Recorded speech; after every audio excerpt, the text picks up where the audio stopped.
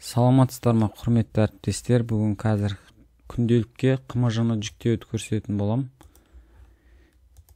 Яғни ол үшін күнделікке кіреміз.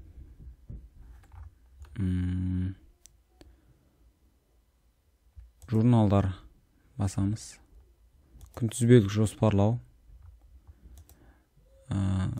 Өзіме кіріп алайын. Қазақстан тарихы. Мен барлығын енгізіп қойғам. Қазір бірінші жерінде, мына жерінде қосылмағына қымыжы деген жерде ше.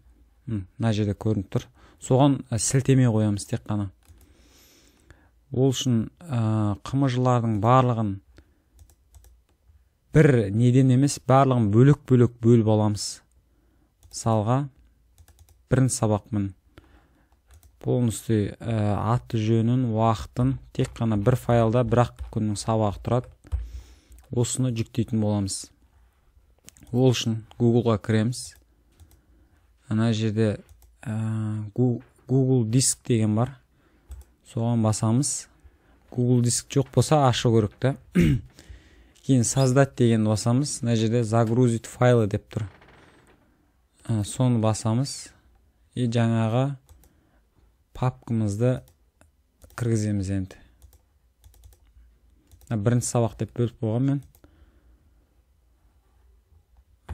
мен. Бірінші сабақ,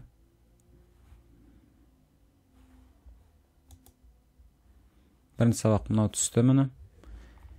Енді осыны қалай жүктейміз? Мына жерде басамыз. Мына жерде поделиться деп тұр. Копировать ссылку деп тұр. Осыны басамыз. Журналға кіреміз. Мына жерге басамыз. И вставить етеміз. Болды, мынаны басқан кезде бізде сразу бірінші сабақтың несіне кіреді. Документіне. Мін. 05.09.2023.